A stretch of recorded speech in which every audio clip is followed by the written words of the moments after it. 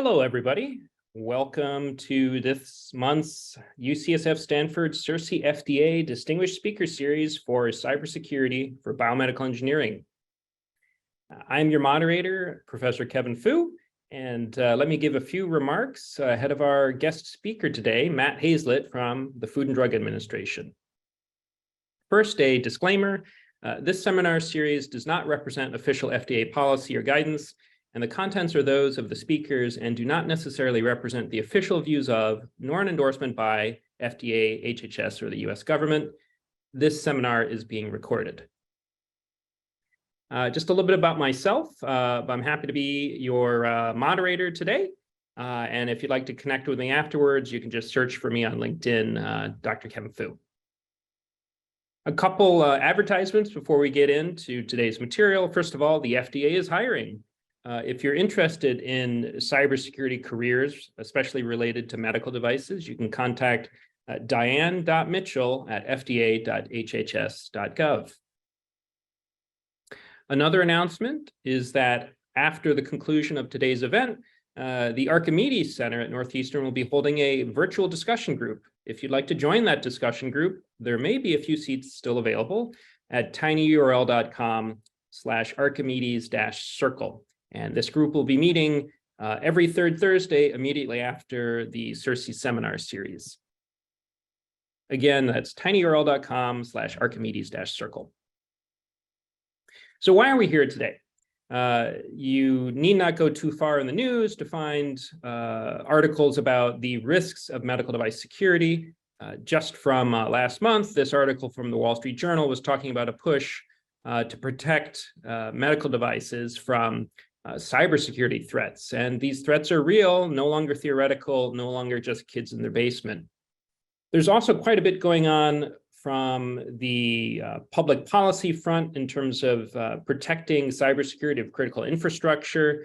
There's been legislative attempts and laws passed that pertain to medical device security, as well as draft guidance. So I'm sure many of you on the call are aware that the FDA published almost a year ago the draft guidance document on cybersecurity and medical devices.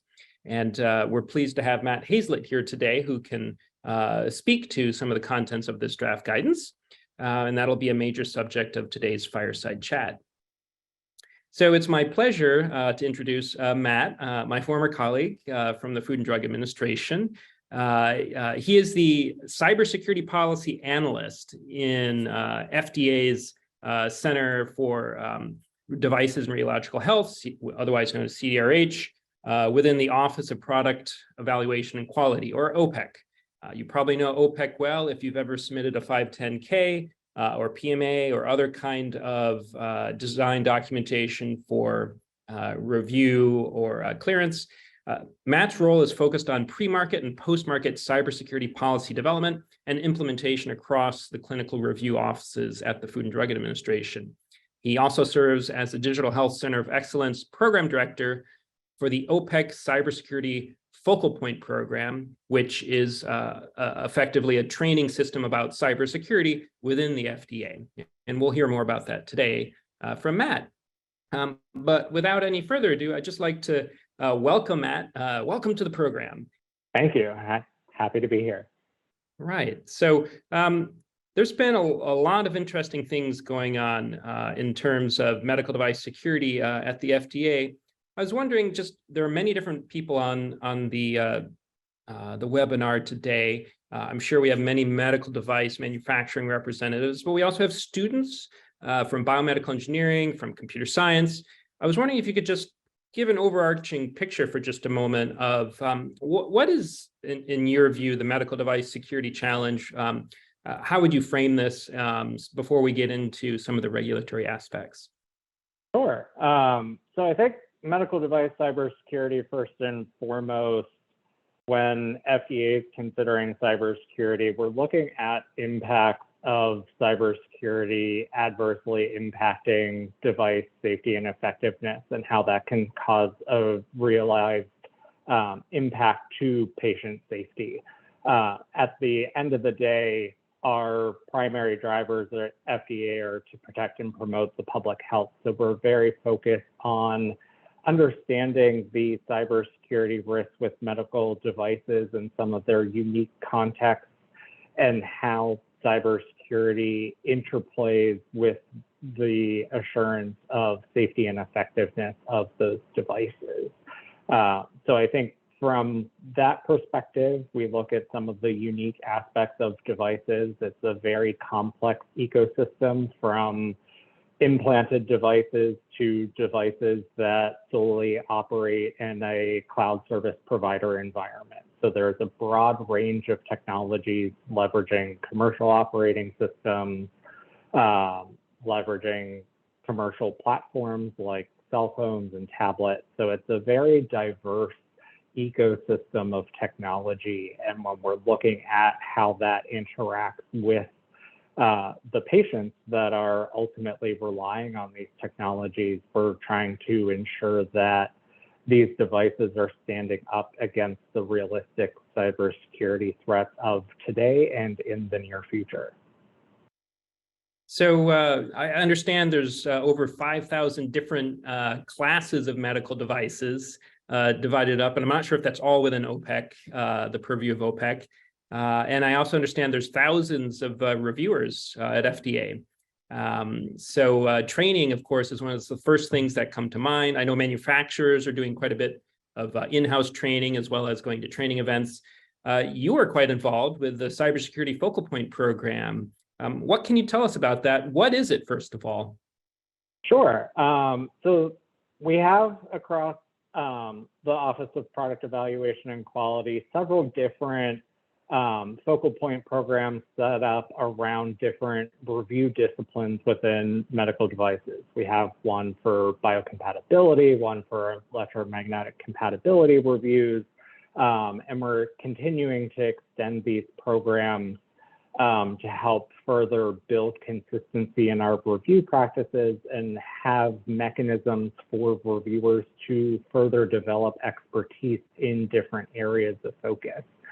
So the Cybersecurity Focal Point program is focused on our cybersecurity reviews. So we're looking at trying to build the consistency of our cybersecurity reviews, both during the pre-market submission review process, but also in our handling of post-market cybersecurity issues, including potential recalls, adverse events, complaints, and the list goes on. But really our goal is first and foremost to try to increase our consistency so that the agency is able to have a repeatable and kind of an expected process from what different manufacturers experience during the review process. We're trying to keep as consistent as possible our review processes, our review criteria, so that we're able to have kind of a expected repeatable approach to addressing cybersecurity. Right, and I'm sure this is probably true within every organization. Medical device manufacturers doing their own training for consistency across their, not just their different products, but their different different divisions of the company. I'm curious if you could tell any stories. Like I've heard people saying like, oh, I didn't have to, we sailed through our pre-market review. We didn't even mention threat modeling. You don't need to worry about it. What can you say to that, and how might that relate to the Focal Point program? Yeah, I mean, as with any larger organization, you always have challenges in kind of getting everyone performing on the same level or identifying all the same issues with a review. So it's always a challenge for us to build to complete consistency is always identifying when cybersecurity applies to a particular file. So there have been instances where things may have gotten through. We've been working hard at trying to better level that playing field with the development of new reviewer training, new review materials to be able to better identify, first and foremost, when cybersecurity applies to a submission, and then from there, how to approach those reviews so that we're more consistently identifying the same issues across the board, and appropriately identifying when a particular file requires greater expertise than what we're building out for our baseline review staff or lead reviewers who come from different technical backgrounds. So trying to establish kind of what our baseline level of expectations are for all review staff, and then furthering building out the expertise for our subject matter experts so that on the more technical files, those are getting the appropriate added eye and added review process to be able to make sure that the end devices that we're authorizing to go onto the market have the appropriate cybersecurity to ensure safety and effectiveness. And I understand that there have been 510Ks deemed not substantially equivalent, and PMAs decided not approvable due to cybersecurity issues alone. Is that correct? Yes. So with any discipline, you can have issues that rise to the level of something where we don't believe we're able to authorize the device, and those cybersecurity risks are a factor in those decisions. More oftentimes, there's several issues in a particular file that may lead to a negative decision. But we have seen those instances where cybersecurity ultimately is that deciding factor where we need to see additional changes to the device, additional information to make sure that devices are sufficiently secured. Right. I see some questions starting to build up in the Q&A that we'll get to likely toward the end. And we also have a discussion section afterwards. I wanted to jump to the topic of threat modeling. So when you talk about the focal point program and effectively teaching reviewers what to look for in their cybersecurity reviews, the first thing that comes to my mind is threat modeling. Is there one? But then if there is a threat model, just the scientific validity of it. And so I was wondering if you could tell me a little bit about what do you mean by threat modeling from the agency's perspective when it comes to medical devices? And Sure. where does that fit into the regulatory landscape here? Yeah. So threat modeling really is the systematic process of identifying threats and vulnerabilities and the potential controls to address those threats and vulnerabilities for a particular device. When we're looking at threat modeling, we're looking at not just the device in isolation, but looking at the device in its overall environment of use. So looking at the end-to-end connections going into and out of the device to make sure that we're able to have a reasonable assurance that the manufacturers have appropriately identified all of the potential risks to the system and therefore have identified the appropriate controls to address those risks. So threat modeling is really the first step to any cybersecurity risk assessment process, where if you're not going through a systematic approach to identifying what the potential cybersecurity risks to the system are, you're not going to have, or reviewers aren't going to be able to have a high confidence that your risk assessment's going to have identified all of the relevant risks to the system. And when FDA is trying to come to the end of the decision and looking at the benefits and risks of the device, if we have unanswered or open questions around what the potential risks are, it becomes hard for us to authorize those devices because there's too many unknowns if we don't see a systematic approach applied to identifying what those cybersecurity risks are. Right, and it just editorializing, like for me, it's hard to validate any claim unless there's a threat model. It's sort of equivalent to a student not showing their homework or not showing their work on an exam and just putting down an answer.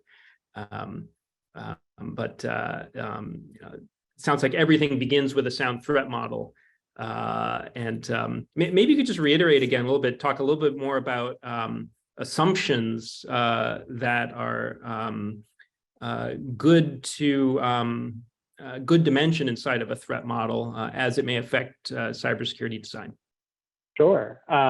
So with any process, there's always kind of some level of assumptions or kind of the possibility of limitations applied to a particular analysis. In threat modeling, it becomes really important to understand both the scope of the system that's being evaluated and any assumptions about the environment that are being used. We frequently encounter submissions where manufacturers say that they're assuming the device is going to be connected to a secure hospital network. I've never heard of such a hospital achieving a perfectly secure hospital network for wireless connectivity or wired connectivity. Networks are inherently hostile, so that's kind of one of those areas where if we see manufacturers starting from that assumption, they're kind of approaching their threat modeling and risk assessment activities with kind of one arm tied behind their back, of they're not really looking at the realistic environment that the device is going to be used in, and therefore potentially not designing the device to mitigate against the realistic threats that it's going to be exposed to based off of the environment of use. So it sounds like assuming the presence of a secure hospital network is a triggering sort of red flag of when it comes to cybersecurity reviews. Could you comment on other sort of triggering, sort of obvious things that would be, not in the best interest for showing good cybersecurity design? What are some other common problems that are red flags that would trigger some kind of cybersecurity risk? Sure.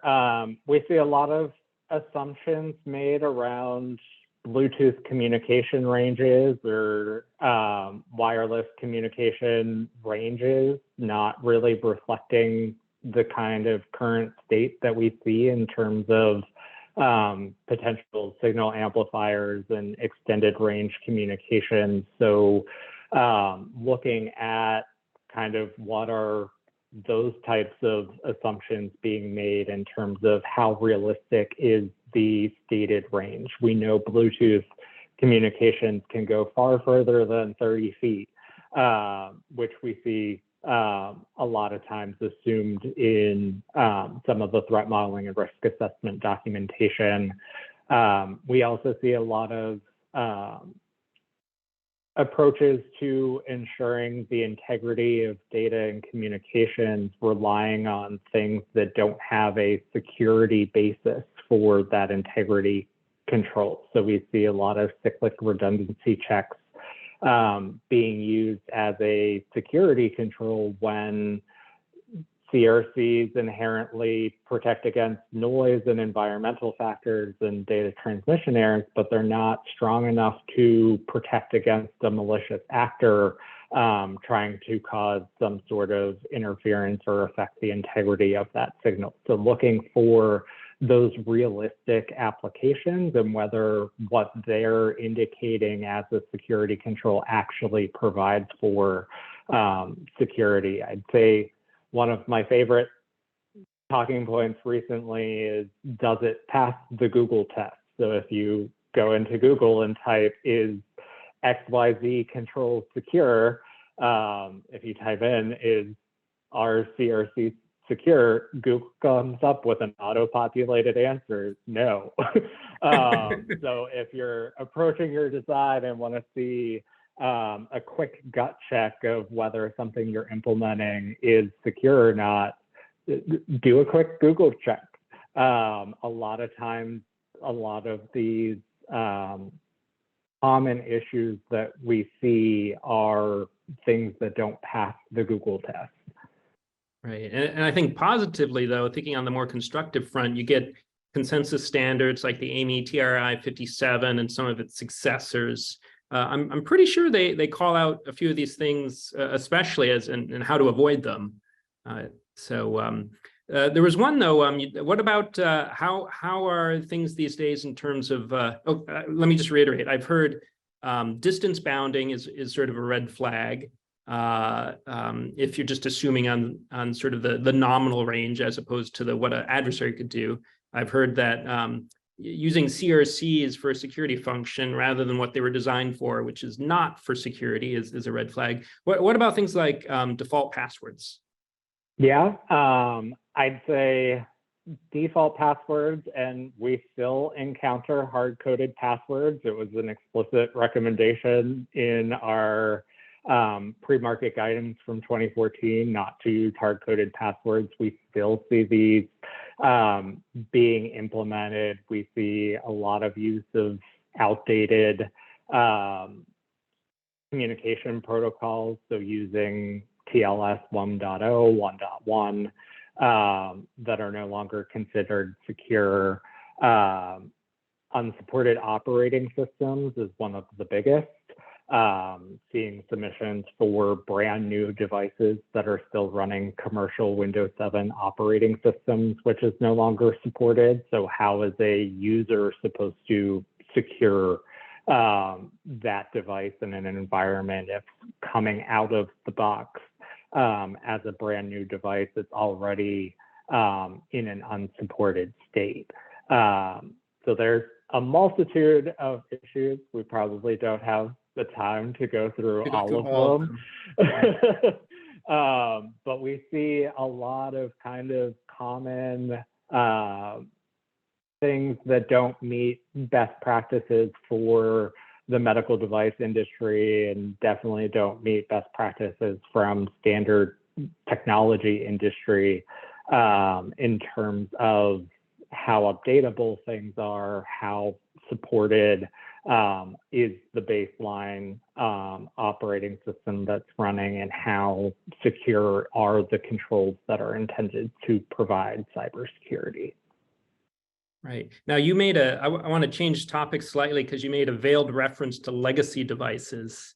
And it sounds like a big no-no is, a new medical device using something that is clearly not just insecure, but insecurable. What can you tell us? What is a legacy device, and what are some documents or resources out there to help manufacturers understand how to cope with legacy, which is sort of an inevitable part of the product development life cycle? Sure. So we've been working off of the definition of legacy device from the International Medical Device Regulators Forum, which includes regulators from all across the world.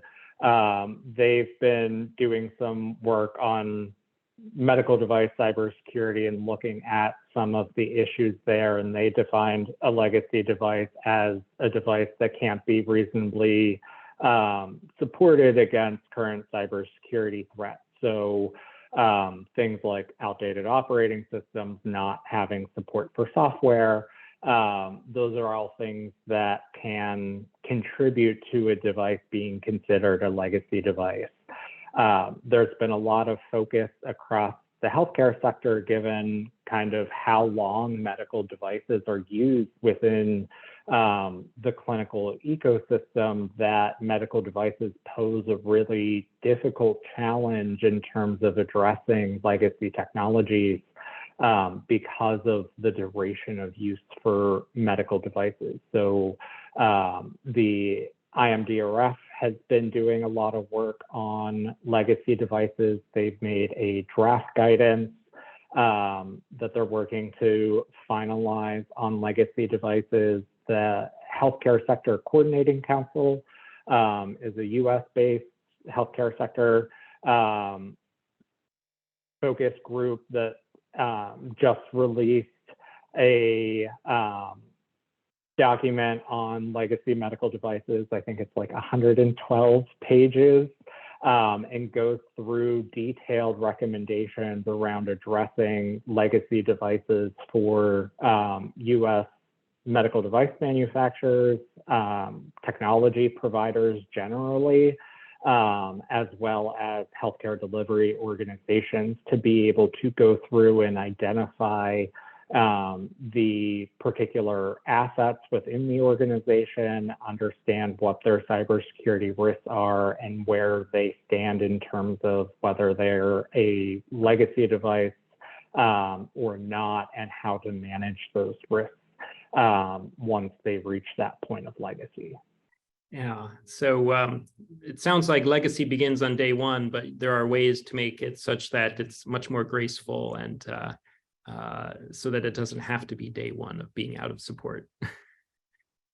Well, ideally, you're controlling for the life cycle. So you want to prevent future legacy devices. So that's a lot of what we're trying to do in our pre-market paradigms of how do we make sure that we have devices that are entering the market that are secure today and secureable throughout the life cycle until they're no longer supported by the manufacturer, and there's that transfer to, if they're still going to be used in a clinical setting, how to responsibly transfer those risks and the associated information so that the cybersecurity risk can continue to be managed so that the device can remain safe and effective. So it's really setting yourself up from day one so that the device is initially secure and able to be secured for however long the manufacturer is expecting that device to be in use.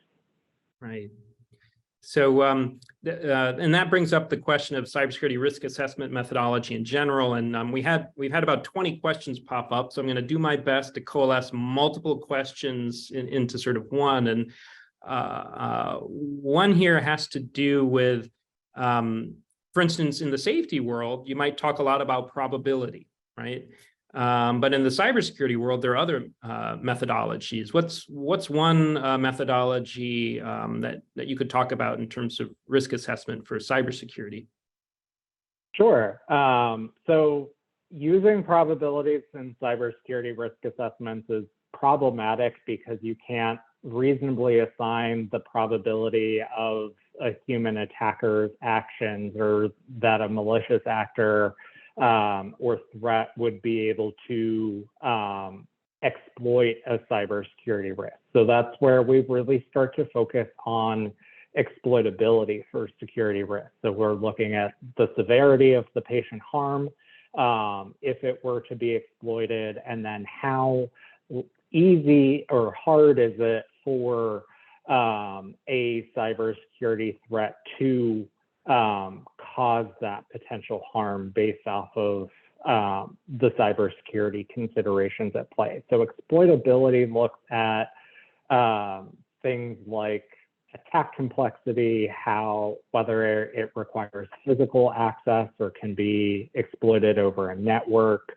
whether it requires administrative privileges or user access privileges in order to exploit it. So it's looking at the technical basis of a particular cybersecurity risk to understand that the particular cybersecurity risk is effectively managed. So we look at exploitability. There's a number of different resources out there and different methodologies for approaching exploitability. The common one that we see used is the Common Vulnerability Scoring System, or CDSS, from first.org.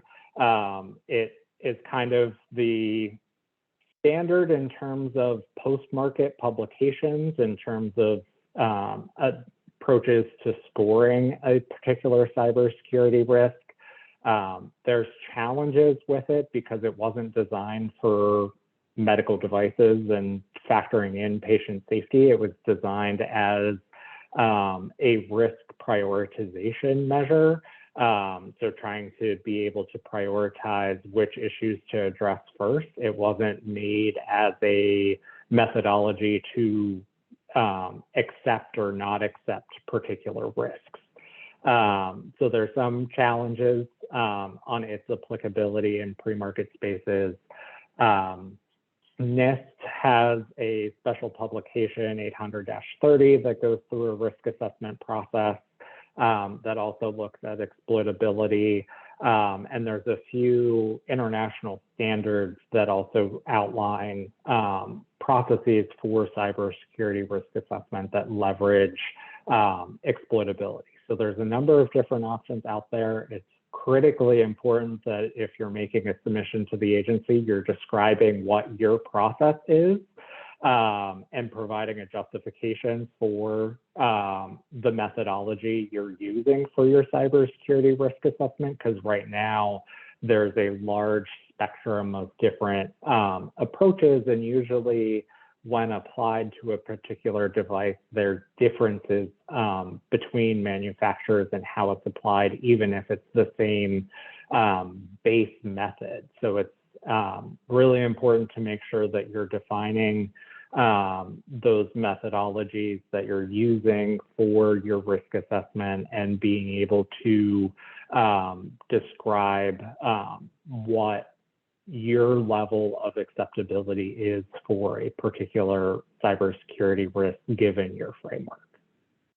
And that sort of brings up the theme of, there's more than one way to manage cybersecurity risk. And so here's the risk assessment. But going back to threat modeling for a second, there's things like STRIDE, DREAD, custom do-it-yourself.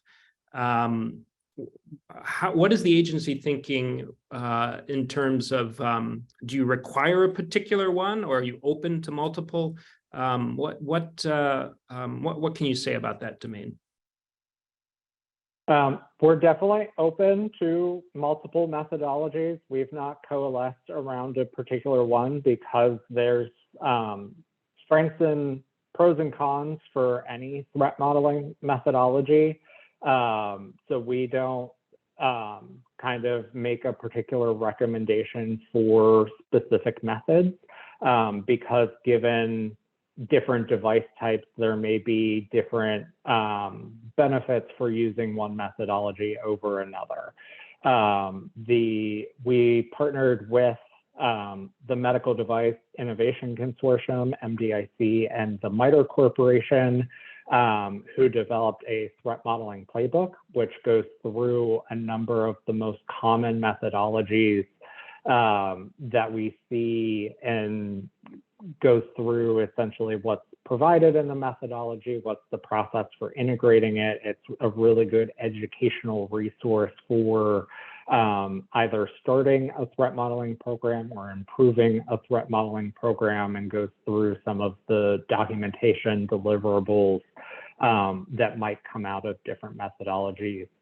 I'll also note that we do, at an increasing frequency, we're seeing manufacturers combine methodologies. So they may use STRIDE, which is the common methodology, as kind of their overall blanket method. And then if they have something that's a safety critical communication or a safety critical command, they may use a secondary methodology to kind of look at it from another perspective with another method to make sure that they're identifying all the particular risks. So similar to risk assessments, it's important that you describe what your methodology is and why in your pre-market submissions. That way we are able to get a sense in terms of what decisions were made and why in terms of a particular methodology, and whether we may see potential gaps given that methodology for a particular system if there are different weaknesses to that methodology that may lead to undiscovered risks for the device. All right, thanks for answering that. And I think we've probably covered quite a bit on the risk assessments, and I think it's a good day if people begin to understand probably where probability has its limits, right? Of course, when it comes to cybersecurity. I suppose we could talk a little bit about multi-patient risk, and maybe that's a little bit unique to medical devices. Yeah, so we do see a number of different devices especially those used in hospital settings that may have unique multi-patient risk considerations. So if you have things at the patient's bedside, be that an infusion pump, be that a multi-parameter monitor, ventilators, you may have the unit at the bedside communicating to some sort of central monitoring station that may have different levels of capability. It may just display alarms. It may allow you to control the alarms from that central station. So what are the potential risks that are exposed when that central connection is lost, or if the network connection is lost, and now you have all of these different bedside units that are now no longer communicating to that central location. You have the potential for risk that where traditional risk assessment methods set the risk to an individual patient, you may now have instances that change the clinical workflow because now you need to have additional nursing staff and floor staff to be able to monitor all those units at the bedside because they're not able to do so from that central location. So looking at how potential failure modes of the device or the larger system can impact multiple patients may change risk decisions and acceptability decisions because you have that potential to not only impact one patient, but impact all of the patients connected in a particular level. Similar, if you have the ability to do remote software updates, if that update is compromised, what's the potential risk and how quickly can that cause a potential patient safety risk if you're delivering a augmented or malicious update that has a particular setting. So looking for those potential risks that have the ability to either simultaneously or near simultaneously impact multiple patients may lead to different risk decisions on acceptability for what controls are needed or how to manage those particular risks given the fact that it's not a single patient issue, it's a larger population of patients that could be impacted at once. So we've got about another 10 or 15 minutes, and there are a few other topics I want to get through. SBOMs in particular. We may be able to just keep this section short, but SBOMs, what are they? So SBOMs are essentially a catalog or listing of the software components that are used in a particular medical device or system. So looking at the name of the component, who's the manufacturer of the component, versioning, and so on in terms of the types of technical information about a particular software component that's used in the device. We see a number of times there's vulnerabilities associated with the use of third-party software that can cause impacts to medical devices. We've seen this on a number of third-party software components. It's similarly to some of the larger incidents we've seen. The WannaCry ransomware incident was due to unsupported operating systems back in 2017. SBOMs are intended to try to identify where these software components are, what the device is composed of, so that users and facilities are able to better identify when these components have issues that could impact the device performance, to increase their awareness of the issues, as well as kind of better preparing them for how to address these issues as we see continued evolution of increases in the use of third-party software components, including off-the-shelf software, open source software that pose those additional risks to the overall device and system. And we'll have entire sessions on SBOMs at future CIRSE seminars. So that's definitely something we could spend a lot of time on. The good news is there's tooling that's evolving, right? I want to also save time to select some questions, but before we get there, just two more topics. Security testing. What can you tell us about security testing and penetration testing, and who should be doing this? And what can we know about security testing to make a more competitive, 510K or whatnot? So security testing, definitely something that's needed in order to demonstrate the effectiveness of the security controls that are provided for a particular device. Standard software verification, kind of looking at input-output testing, isn't enough to show that the security controls have been implemented in an effective manner that would have greater assurance that the cybersecurity has been implemented effectively. So security testing, we're looking at things like static and dynamic code analysis, vulnerability scanning, so looking at scanning the device to see whether there's potential vulnerabilities that have already been identified that can impact it. Malformed input testing, or fuzz testing as it's called, so looking at unexpected inputs for the device and seeing how it reacts. And then the big one that gets a lot of focus is the penetration testing. So having someone with the capabilities of what a current malicious actor could have, analyzing your system and looking for how effectively your system stands up against the threats of a current attacker. So those are all kind of elements that we look for as a part of overall submission packages.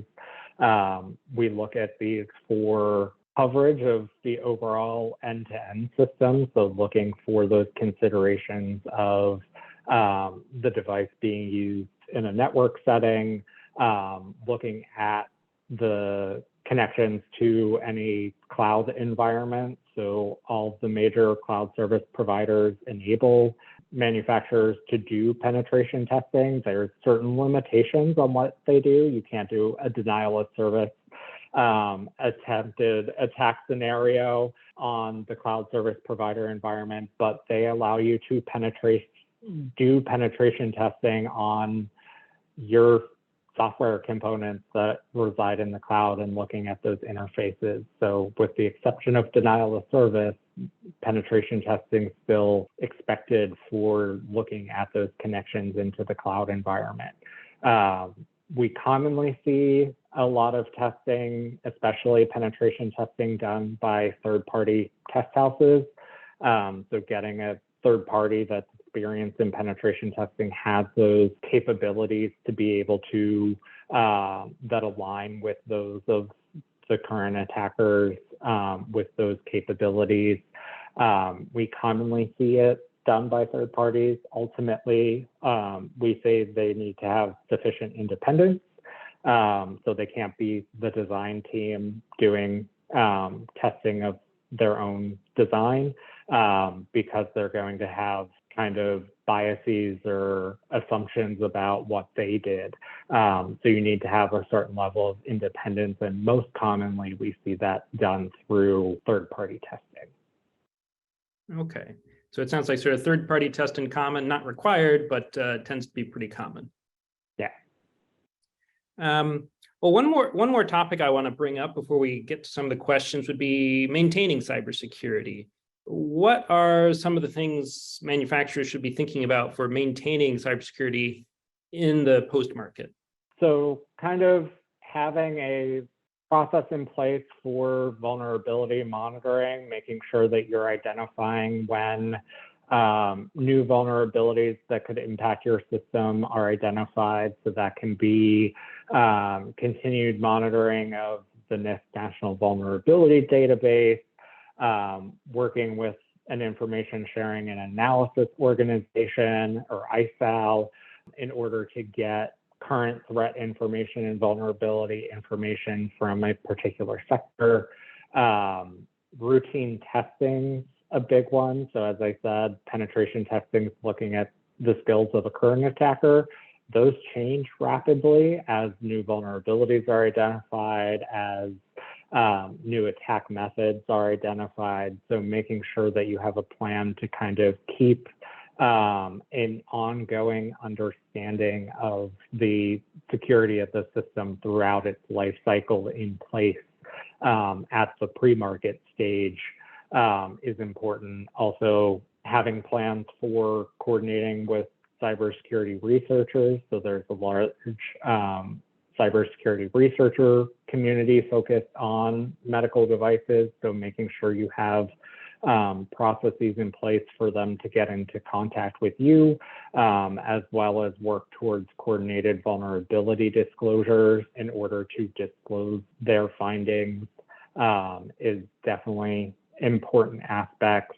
Also, just getting into the habit of doing routine patches and updates to kind of address emerging vulnerabilities if something's a uncontrolled risk that needs to be patched as quickly as possible.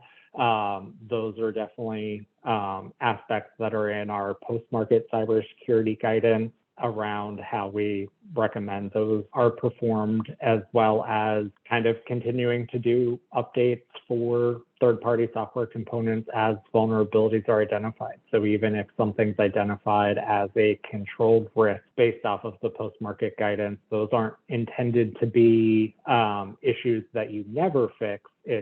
You fix them later. They're not at the level of you need to patch this immediately, but you don't want to have an aggregate of technical debt building up in the system by having all those different vulnerabilities start to stack, because then you have the potential for needing to do multiple updates to the system. If you go from version 1 of a product to version 3, you might have to do a piecemeal update to version 2. So if you're keeping your third-party software components updated, you're going to be more readily prepared and have an easier time applying future updates. And then just in general, even if vulnerabilities aren't identified by a third party, if you're identifying vulnerabilities, you should still be working on disclosing those as you're coming up with patches, especially if there's the potential for a patient safety risk or an impact to safety and effectiveness as a result. So, and hopefully a manufacturer won't have to go through a vulnerability disclosure, but it sounds almost inevitable given the large quantity of not just proprietary, but libraries, whether they be licensed or open source. It sounds like sort of an inevitable thing that you'll eventually have to process.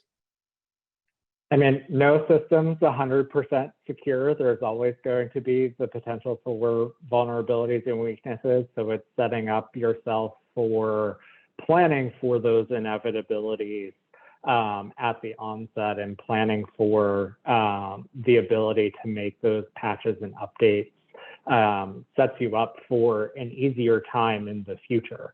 By doing a little extra work in the beginning, you can have an easier time as you're trying to continue to maintain the device throughout its life cycle by continuing to reduce that technical debt or further strengthening the security throughout its life cycle.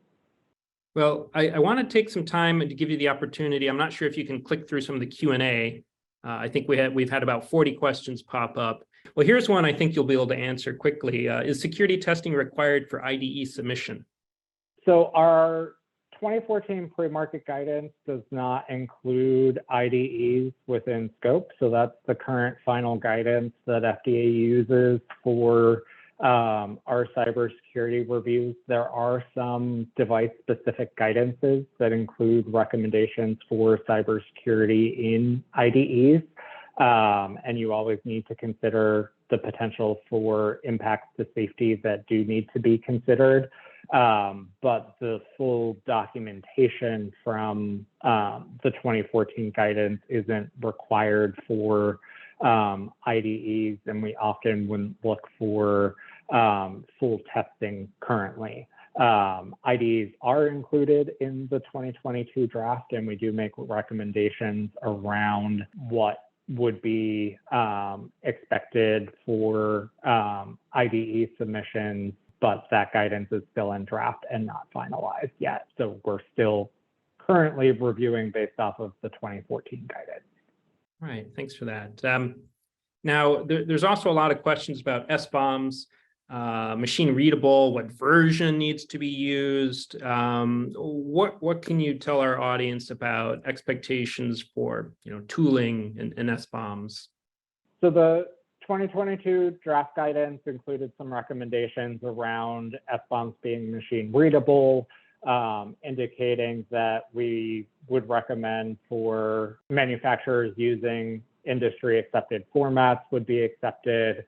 We're still working on finalizing that guidance, so I can't go into too much detail in terms of ultimate directions, but in terms of some of those recommendations as outlined in the 2022 draft, there's recommendations in terms of what we're thinking along the lines of what SBOMs would look like, but again, it's still not finalized, but that might be one place to look. Also, our prior efforts, we've been involved with the NTIA software transparency efforts and participated in some of the healthcare proof of concept work on SBOMs. So NTIA would be another good resource for some additional references or additional content on software bill of materials documentation that could be helpful. Well, there's a lot of interesting bits to the draft guidance, including in the SBOM section where I recall it talks about recommended parts of the SBOM, and then there's a section that says, but if you don't put it in the SBOM, you can provide it separately. What can you talk about that concept, or perhaps in combination with the notion of SBOMs that are incorporating known vulnerabilities as it relates to that draft guidance? Sure. I mean, I think what we wanted to message in that draft guidance was that definitely industry accepted formats would be accepted. So if there were recommendations we were making that went outside of what would be included in those formats, that those could be provided separately. So it was information still important for the agency's review of the information, but it wasn't necessarily something that would be a required element of an SBOM. So I think that the best I can say is that that was the direction of the agency's thinking.